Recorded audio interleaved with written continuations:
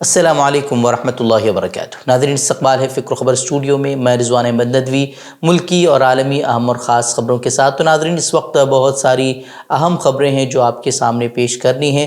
تو اس سے پہلے غزہ جنگ کے حوالے سے جو کچھ تازہ رپورٹ سامنے آئی ہیں وہ سب سے پہلے آپ کے سامنے رکھیں گے کہ غزہ میں اسرائیلی ظلم و جبر کا سلسلہ وہ جاری ہے۔ آج رفح میں اسرائیلی افواج نے 3 رہائشی عمارتوں پر بمباری کی ہے، جس میں کم از کم 29 افراد کے اب تک شہید ہونے کی خبریں ہیں، اور بہت سے افراد کے بارے میں بتایا جا رہا ہے کہ بہت سے افراد ملبے تلے دبے ہوئے ہیں۔ وہی اب اسرائیل نے پہلے جس خان یونس علاقے کو محفوظ زون قرار دیا تھا، اب وہاں مسلسل بمباری کی جا رہی ہے، جس کے بعد فلسطینیوں کو المواسی کے بنجر صحرا میں دھکیلا گیا ہے۔ یہ دراصل ایک ایسی جگہ ہے جہاں نہ صاف پانی ہے، نہ رہنے کے لیے کوئی بنیادی سہولتیں ہیں، اس کے باوجود انہیں ان علاقوں کی طرف دھکیلا جا رہا ہے۔ دوسری جانب بارش کا سلسلہ بھی جاری ہے، حالانکہ کیمپوں میں پانی گھس آنے سے بیماری کا خطرہ بھی لاحق ہو گیا ہے، لیکن بارش سے لوگوں کو ذرا سی راحت ضرور ملی ہے، کیونکہ پینے کے صاف پانی کا انتظام بارش کی وجہ سے ہو رہا ہے۔ مغربی کنارے سے بھی خبریں آ رہی ہیں کہ یہاں بھی اسرائیلی افواج نے چھاپے میں ہیبرون کے جنوب میں واقع الفوار مہاجر کیمپ میں ایک گھر کے اندر توڑ پھوڑ مچائی ہوئی ہے، اور بہت وہاں پر نقصان ہوا ہے۔ اور جنگ میں اسرائیل کو بھاری نقصان اٹھانا پڑ رہا ہے۔ غزہ میں اسرائیلی جارحیت کے درمیان حماس کے عسکری ونگ القسام بریگیڈ نے ایک اور ویڈیو وہ جاری کر دی ہے، جس میں اسرائیلی ٹینک کو نشانہ بناتے ہوئے دکھایا گیا ہے۔ ٹینک کے آس پاس بہت سارے اسرائیلی فوجی بھی موجود ہیں۔ ویڈیو میں القسام بریگیڈ کے کئی اسرائیلی ٹینکوں اور گاڑیوں کو انتہائی قریب سے نشانہ بناتے ہوئے دکھائے گئے ہیں۔ ویڈیو میں صہیونی فوج کو حماس کے راکٹوں سے تباہ ٹینکوں کو کھینچ کر لے جاتے ہوئے بھی دکھایا گیا ہے۔ عمارتوں میں چھپے اسرائیلی فوجیوں کو حماس کے سنائپر نے نشانہ بنایا ہے، جس کی ویڈیو بھی وہ جاری کر دی گئی ہے۔ جبکہ ایک اور ویڈیو میں دکھایا گیا ہے کہ ایک ساتھ 10 فوجیوں کو حماس نے نشانہ بنایا ہے۔ البتہ اب اس میں کتنے فوری جہنم رسید ہوئے ہیں اس کا صحیح علم نہیں ہے۔ وہیں جس طریقے کی ویڈیو جاری کی گئی ہے اس میں کئی حیران کرنے والے مناظر بھی دکھائے گئے کہ IDF کے زخمی فوجیوں کی ان کے گاڑیوں کو لے جانے کی ویڈیوز تک ان کے پاس، یعنی کہ حماس کے پاس ان کی ویڈیوز تک موجود ہیں۔ ایسا لگتا ہے کہ یہ حماس کے جو جوان ہیں وہ اب اسرائیلی فوجیوں کے بھیس میں انہی کی صفوں میں شامل ہو کر انہیں برباد کر رہے ہیں، انہیں نشانہ بنا رہے ہیں، اور اس کا انہیں علم تک نہیں ہو پا رہا ہے۔ وہیں غزہ میں صورتحال کیا ہے؟ ایک اسرائیلی افسر کی ویڈیو وہ وائرل ہو رہی ہے، جس میں وہ صحیح صورتحال سمجھاتا ہوا نظر آ رہا ہے کہ اسرائیلی فوجیوں کو وہاں کس قدر پریشانی کا سامنا ہے، کس قدر وہاں وہ مارے جا رہے ہیں۔ جوانوں کو فوج میں بھرتی ہونے کی ترغیب دینے کے لیے وہ افسر وہ تقریر میں کہہ رہا ہے کہ غزہ میں ہر 5 منٹ میں ایک اسرائیلی فوجی نشانہ بن رہا ہے۔ ایک طرف تو یہ صورتحال ہے تو دوسری طرف امریکہ وہ اسرائیل کے ساتھ کھڑا ہوا نظر آ رہا ہے، اور اس نے صاف طور پر کہا ہے کہ وہ اس جنگ میں اسرائیل کے ساتھ کھڑا رہے گا اور ان کی حمایت کرتا رہے گا۔ امریکی وزیر دفاع لائیڈ آسٹن کہ انہوں نے اسرائیل کا دورہ کیا تھا، ان کا کہنا تھا کہ واشنگٹن حماس کے ساتھ جنگ میں اسرائیل کی حمایت جاری رکھے گا، لیکن جنگ بندی کے مطالبات میں ہو رہے اضافے کو دیکھتے ہوئے اپنے اتحادی پر غزہ میں شہریوں کے تحفظ پر بھی اس نے زور دیا۔ گزشتہ ہفتے بائیڈن نے بھی کہا تھا کہ اسی طرح اگر اندھادھند بمباری میں عام شہریوں کی ہلاکتیں بڑھتی رہی تو پھر اسرائیل اپنی بین الاقوامی حمایت بھی کھو دے گا۔ وہیں امریکہ اگرچہ اسرائیل کے ساتھ کھڑا نظر آ رہا ہے، لیکن دوسری جانب اسرائیل کو غزہ میں جنگ بندی کے نئے دور کے لیے عالمی دباؤ کا سامنا ہے۔ برطانوی وزیر خارجہ غزہ کی انسانی صورتحال سے نمٹنے کے نام پر اب روس اور پیرس کا سفر کر رہے ہیں، اور انہیں بھی اب لگنے لگا ہے کہ یہ جنگ صرف ان کے پیسوں کی بربادی ہے۔ اور اب یہ خبریں بھی آ رہی ہیں کہ وارسا مذاکرات کے بعد یرغمالیوں کے نئے معاہدے کی طرف واضح پیش رفت ہو سکتی ہے۔ حالانکہ حماس نے صاف طور پر اعلان کیا ہے کہ جنگ بندی کے بغیر مذاکرات نہیں ہوں گے۔ حماس نے مزید دباؤ ڈالنے کے لیے اب ایک اور حکمت عملی اپنائی ہے، جس میں انہوں نے 3 اسرائیلی یرغمالیوں کا ایک نیا ویڈیو جاری کیا ہے، جس میں 3 بزرگ یرغمالی اپنی رہائی کو ممکن بنانے کی اپیل کرتے ہوئے نظر آ رہے ہیں۔ جس میں انہوں نے بتایا کہ ہمیں یہاں بڑی مشکلات کا سامنا ہے، ہم اسرائیلی فوج کی بمباری میں مارے جانا نہیں چاہتے ہیں، ہمیں یہاں پر بوڑھا نہیں ہونا ہے۔ حالانکہ یہ ویڈیو اسرائیلی ٹیلی ویژن پر دکھائی نہیں جا رہی، اسرائیلی افواج نے تو اسے پروپیگنڈا تک قرار دیتے ہوئے اس کی مذمت بھی کی ہے، لیکن اس کے باوجود واضح طور پر اس سے وزیراعظم نتن یاہو اور فوج پر بہت زیادہ دباؤ پڑے گا۔ خاص طور پر یہ ویڈیو اسرائیلی فورسز کے ہاتھوں 3 اسرائیلی یرغمالیوں کی ہلاکت کے چند دن بعد سامنے آئی ہے۔ اس واقعے سے اسرائیلی عوام حکومت سے اب ناراض نظر آ رہی ہے اور یرغمالیوں کی رہائی کے لیے حماس سے دوبارہ بات چیت شروع کرنے پر زور دے رہی ہے، لیکن ایسی صورتحال میں بھی اقتدار کے لالچی نتن یاہو کے لیے مشکلیں کم نہیں ہو رہی۔ ایک طرف عوام جنگ بندی کا مطالبہ کر رہے ہیں تو دوسری جانب جو ان کی اتحادی پارٹیاں ہیں وہ دھمکی دے رہی ہیں کہ اگر غزہ میں جنگ بند ہوئی تو وہ اتحاد چھوڑ دیں گے، یعنی کہ نتن یاہو کو اپنا اقتدار چھوڑنا پڑے گا۔ یہ اب خطرہ یہ ہے کہ نتن یاہو اپنے اقتدار کی لالچ میں مزید جنگ کو وہ ہوا دے سکتے ہیں۔ وہی اب حماس کے نائب سربراہ خلیل الحیہ نے کہا ہے کہ فلسطینی مزاحمتی تنظیم میں ہفتوں بلکہ مہینوں تک جنگ کرنے کی صلاحیت ہے۔ انہوں نے جامع جنگ بندی کی ضرورت پر زور دیتے ہوئے کہا کہ جنگ بندی اور اسرائیلی فوج کے انخلاء سے قبل اسرائیل کے ساتھ قیدیوں کے تبادلے پر کوئی بات نہیں ہوگی۔ الحیہ نے الجزیرہ کو انٹرویو دیتے ہوئے کہا کہ ان کی جماعت جارحیت کو روکنا چاہتی ہے، پھر وہ تعمیر نو اور تعمیراتی کاموں پر توجہ دیں گی اور پھر قیدیوں کے تبادلے کی فائل کھولی جائے گی۔ انہوں نے مزید کہا کہ دشمن نہ تو غزہ میں اور نہ ہی خان یونس میں اور نہ ہی شمال میں نہ ہی غزہ کی پٹی کے کسی بھی علاقے میں وہ محفوظ ہیں۔ الحیہ نے زور دے کر کہا کہ فلسطینی عوام اپنی سرزمین پر ثابت قدم رہیں گے، اپنی مزاحمت کو گلے لگائیں گے، خواہ وہ ہر جگہ وحشیانہ، نازی اور ظالمانہ حملوں کا نشانہ بنے۔ انہوں نے صاف طور پر کہا کہ ہمیں اپنی سرزمین اور اپنے مقدس مقامات کی آزادی کے علاوہ اپنے عوام کے دفاع سے کوئی چیز نہیں روک سکتی۔ ایک طرف تو یہ حالات ہیں تو دوسری جانب جس طریقے سے بحیرہ احمر میں یمنی حوثیوں نے نیا جنگی محاذ کھولا ہوا ہے، وہاں جس طریقے سے وہ جو بحری جہاز ہیں انہیں نشانہ بنا رہے ہیں، اب امریکہ نے اس کے توڑ کے لیے 10 ممالک پر مشتمل اتحاد کا اعلان کیا ہے، جس میں امریکہ ہوگا، برطانیہ، کینیڈا کے علاوہ France, Italy, Spain, Norway, Netherland, Seattle اور عرب ملکوں کی اگر بات کی جائے تو اس میں فی الحال بحرین بھی شامل ہے۔ لیکن یہ سوال اہم ہے کہ کیا آگے جا کر کچھ دوسرے عرب ممالک بھی اس میں شریک ہوں گے؟ یہ ایک اہم سوال رہ جاتا ہے۔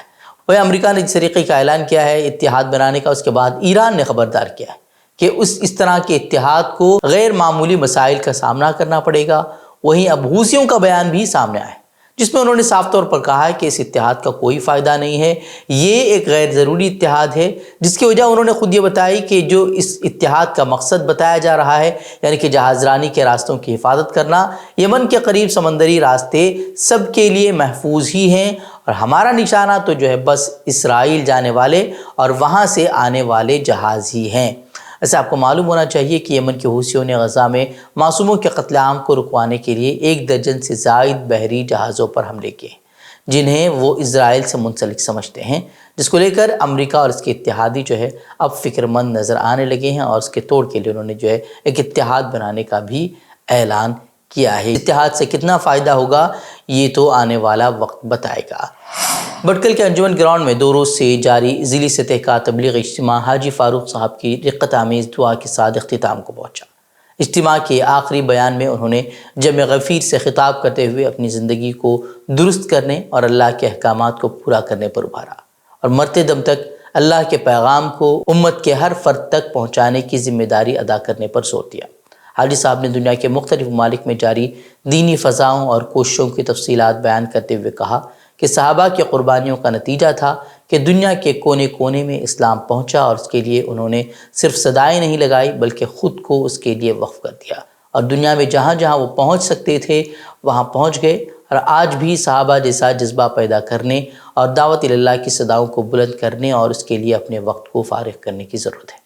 آخری بیان میں مجمع اتنا زیادہ تھا کہ پنڈال میں جگہ کم پڑ گئی اور پنڈال سے باہر بھی لوگوں کے بیٹھنے کا انتظام کیا گیا، لیکن کچھ ہی دیر میں وہ جگہ بھی ناکافی نظر آنے لگی اور اس کے بعد جہاں جہاں جگہ ملی لوگ وہاں بیٹھ گئے، اور اجتماع کے لیے تمام تر انتظامات بہتر سے بہترین تھے۔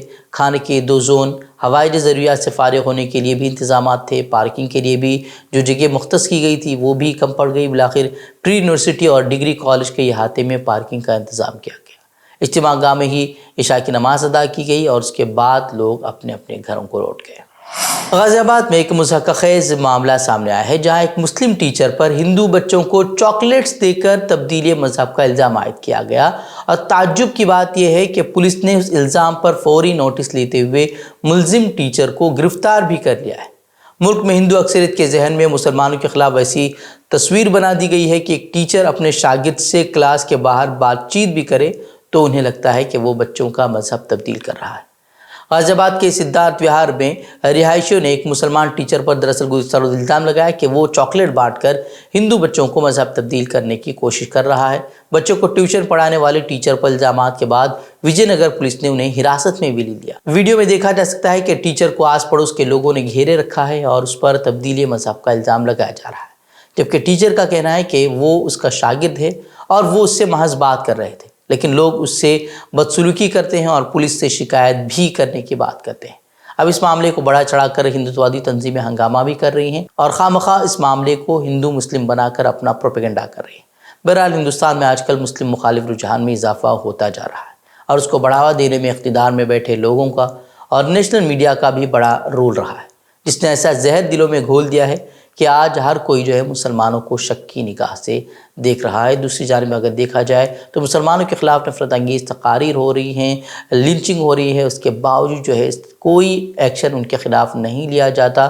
لیکن جب چھوٹی سی چھوٹی بات، چھوٹا سا چھوٹا الزام بھی اگر کسی مسلمان پر لگ جاتا ہے تو پہلے ان کی گرفتاری ہوتی ہے، پھر معاملے کی جانچ چلتی ہے۔ الہ آباد ہائی کورٹ نے اتر پردیش کے وارانسی میں واقع گیان واپی مسجد اراضی کی ملکیت تنازع کیس میں اپنا فیصلہ سنایا ہے۔ جسٹس روہت رنجن اگروال کی بینچ نے ملکیت تنازع کے مقدمات کو چیلنج کرنے والی انجمن انتظامیہ مسجد کمیٹی کی طرف سے دائر درخواستوں کو مسترد کر دیا ہے۔ عدالت نے کہا کہ یہ مقدمہ ملک کی 2 بڑی برادریوں کو متاثر کر سکتا ہے۔ انہوں نے کہا کہ ہم ٹرائل کورٹ کو 6 ماہ کے اندر کیس کا جلد فیصلہ کرنے کی ہدایت کرتے ہیں۔ الہ آباد ہائی کورٹ نے یہ بھی کہا کہ ایک مقدمے میں کیے گئے ایسائی سروے کو دوسرے مقدمے میں بھی داخل کیا جائے گا، اور اگر ٹرائل کورٹ کو لگتا ہے کہ کسی بھی حصے کا سروے ضروری ہے تو عدالت ایسائی کو سروے کرنے کی ہدایت دے سکتی ہے۔ ہائی کورٹ کے اس فیصلے کے بعد مانا جا رہا ہے کہ مسلم فریق سپریم کورٹ جا سکتا ہے۔ اس سے قبل 8 دسمبر کو جج جسٹس روہت رنجن اگروال نے درخواست گزاروں اور مدعا علیہ کے وکلاء کو سننے کے بعد فیصلہ محفوظ رکھا تھا۔ 5 ریاستوں میں اسمبلی انتخابات کے 15 دن بعد ایک بار پھر اپوزیشن جماعتوں کا اجلاس ہونے جا رہا ہے۔ دہلی میں انڈیا اتحاد کا یہ پہلا اجلاس ہے۔ اس سے قبل پٹنہ، بنگلور اور ممبئی میں اتحاد کے اجلاس منعقد کیے جا چکے ہیں۔ آج جے ڈی سربراہ Lalu Prasad Yadav, J D U leader Nitish Kumar, T M C سربراہ ممتا بنرجی اجلاس سے ایک دن پہلے ہی دہلی پہنچ چکے ہیں۔ نتیش اور ممتا نے دہلی کے وزیر اعلیٰ اروند کیجریوال سے بھی ملاقات کی۔ اجلاس سپہر 3 بجے شروع ہوگا، جس میں 28 جماعتوں کے سربراہان اور رہنما شامل ہوں گے۔ اجلاس میں نشستوں کی تقسیم کا معاملہ اہم قرار دیا جا رہا ہے۔ ممکنہ طور پر انڈیا اتحاد جنوری یا فروری تک مشترکہ امیدواروں کے ناموں کا اعلان بھی کر سکتا ہے۔ اتحادی جماعتوں نے پہلے ہی واضح کر دیا ہے کہ سیٹوں کی تقسیم کو یقینی بنانے کے لیے ریاستوں میں ذیلی کمیٹیاں بنائی جائیں گی۔ پارلیمنٹ کی سیکیورٹی میں خامی پر وزیر داخلہ امت شاہ سے بیان دینے کا مطالبہ کرنے کی پاداش میں پیر کے روز ایک ہی دن میں اپوزیشن کے لوک سبھا اور راجیہ سبھا کے 78 اراکین کو معطل کر دیا گیا۔ ایسے اقدام کی ماضی میں کہیں مثال نہیں ملتی ہے۔ چونکہ 14 اراکین پچھلے ہفتے معطل ہو چکے ہیں، اس لیے امت شاہ سے بیان کا مطالبہ کرنے پر معطل ہونے والے اراکین کی تعداد 92 ہو چکی ہے۔ اپوزیشن نے اسے جمہوریت کا قتل اور اپوزیشن کے بغیر اہم بل پاس کروانے کی حکومت کی سازش قرار دیا۔ پیر کو لوک سبھا کے 33 اراکین کو معطل کیا گیا، جن میں سے 30 کو موجودہ اجلاس کے بقیہ تمام دنوں کے لیے معطل کیا گیا ہے، جبکہ 3 کو اخلاقیات کمیٹی کی رپورٹ آنے تک معطل رکھنے کا فیصلہ کیا گیا ہے۔ مہوا موئترا کے معاملے کو دیکھتے ہوئے رپورٹ کے بعد ان کی برطرفی کو بھی بعید از قیاس نہیں قرار دیا جا سکتا۔ لوک سبھا کے معطل اراکین میں کانگریس کے ادھیر رنجن چودھری، گورو گگوئی، ترنمول کے کلیان بنرجی، کاکولی گھوش، سوگت رائے، ڈی ایم کے اے راجا اور دیانندی مارن بھی شامل ہیں۔ اس سے قبل لوک سبھا کے ہی 13 اراکین کو پچھلے ہفتے معطل کیا جا چکا ہے۔ ادھر راجیہ سبھا سے بھی 46 اراکین کو معطل کیا گیا ہے، 35 کو موجودہ اجلاس کے بقیہ تمام دنوں کے لیے معطل کیا گیا ہے، جبکہ 11 کا معاملہ استحقاق کمیٹی کے حوالے کر دیا گیا ہے۔ اور اپوزیشن نے اتنی بڑی تعداد میں اراکین پارلیمان کی معطلی کو جمہوریت کا قتل قرار دیتے ہوئے کہا کہ حکومت اپوزیشن کی غیر موجودگی میں اہم بل پاس کروانا چاہتی ہے۔ کالا دور ہوتا ہے نا تو تاناشاہ کو ایسی ہی سنسد چاہیے کہ جہاں لوگ بکری میمنے کی طرح میں کرتے رہے۔ آپ سے سوال پوچھ رہے ہیں نا صاحب، دیش کی سرکشا کا مسئلہ ہے، صرف سنسد کی عمارت کا نہیں ہے۔ ایک آدھیکارک بیان نہیں دے سکتے ہو؟ کیا چاہتے ہو؟ وپکش مکت سنسد آپ نے بنا لیا، لوک سبھا میں اتنے کیے، راجیہ سبھا میں 45 کر دیے، جو بچے کھچے ہیں کل کر دینا۔ لیکن یاد رکھے جاؤ گے، یہ دور یاد رکھا جائے گا کہ جب سے اپنے دوسرے ٹرم میں مودی جی آئے ہیں بہت کمزور ہو گئے۔ وہیں کانگریس لیڈر جے رام رمیش نے کہا کہ انہیں پارلیمنٹ میں اپنے 19 سالہ کریئر میں پہلی بار اس اعزازی فہرست میں شامل ہونے کا موقع ملا ہے۔ انہوں نے کہا کہ تاناشاہی کا دوسرا نام مودی شاہ بن چکا ہے۔ چین کے شمالی مغربی علاقے میں 6.2 شدت کے زلزلے سے 116 افراد ہلاک ہوئے۔ چین کے 2 شمالی مغربی صوبوں گانسو اور شنگھائی میں آنے والے 6.1 شدت کے زلزلے سے 400 سے زائد افراد زخمی بتائے جا رہے ہیں۔ متعدد عمارتوں کو نقصان بھی پہنچا ہے۔ زلزلے کا پیما مرکز کا کہنا ہے کہ زلزلے کی گہرائی 35 کلومیٹر تھی اور اس کا مرکز لینزو کے جنوب مغرب میں 102 کلومیٹر دور تھا۔ زلزلے سے متاثرہ علاقوں میں منفی درجہ حرارت کے باعث امدادی کارروائیوں میں بھی مشکلات کا سامنا ہے۔ حکام نے اموات میں اضافے کا خدشہ بھی ظاہر کیا ہے۔ مصر میں ہونے والے صدارتی الیکشن میں عبدالفتاح السیسی 89.6% ووٹ لے کر کامیاب قرار پائے ہیں۔ مصر کی الیکشن اتھارٹی کی جانب سے جاری بیان میں کہا گیا ہے کہ ٹرن آؤٹ بے مثال رہا۔ 86.8% ووٹرز نے رائے شماری میں حصہ لیا۔ 39 ملین سے زیادہ لوگوں نے ووٹ ڈال کر آئندہ 6 برسوں کے لیے اپنے صدر کا انتخاب کیا۔ ریپبلکن پیپلز پارٹی کے رہنما حازم عمر کو صرف 4.5% ووٹ ملے۔ صدارتی الیکشن کا انعقاد 10 سے 12 دسمبر کے درمیان ہوا تھا، جس میں صدر کے 3 غیر معروف رشتہ داروں نے بھی حصہ لیا تھا۔ یاد رہے کہ ملٹری ڈکٹیٹر عبدالفتاح السیسی نے 2014 میں اس وقت کے صدر مرسی، جن کا تعلق اخوان المسلمین سے تھا، ان کو برطرف کر کے اقتدار پر قبضہ کیا تھا۔ اس کے بعد عبدالفتاح 2014 اور 2018 کے صدارتی انتخابات میں 97% ووٹوں کے ساتھ فاتح قرار پائے تھے۔ غیر ملکی میڈیا نے ہمیشہ عبدالفتاح السیسی کی کامیابی پر الیکشن میں شفافیت پر سوال کھڑے کیے ہیں۔ تو ناظرین، اتنی خبریں، مزید خبروں کے لیے آپ ہماری ویب سائٹ www.fikrokhbar.com کی طرف رخ کر سکتے ہیں۔ ویڈیوز کے لیے ہمارے یوٹیوب چینل کو سبسکرائب ضرور کریں۔ تو ناظرین، جاتے ہیں، السلام علیکم ورحمۃ اللہ وبرکاتہ۔